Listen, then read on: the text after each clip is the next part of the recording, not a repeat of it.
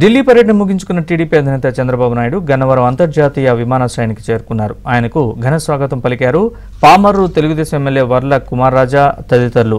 విమానాశ్రయం నుంచి ఉండవల్లిలో నివాసానికి వెళ్లారు చంద్రబాబు.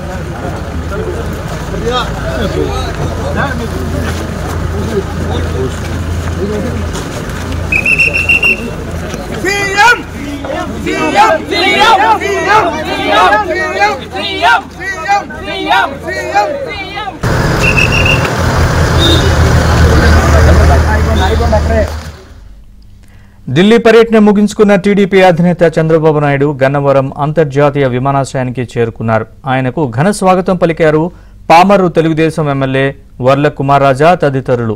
విమానాశ్రయం నుంచి ఉండవల్లిలోని నివాసానికి వెళ్లారు చంద్రబాబు.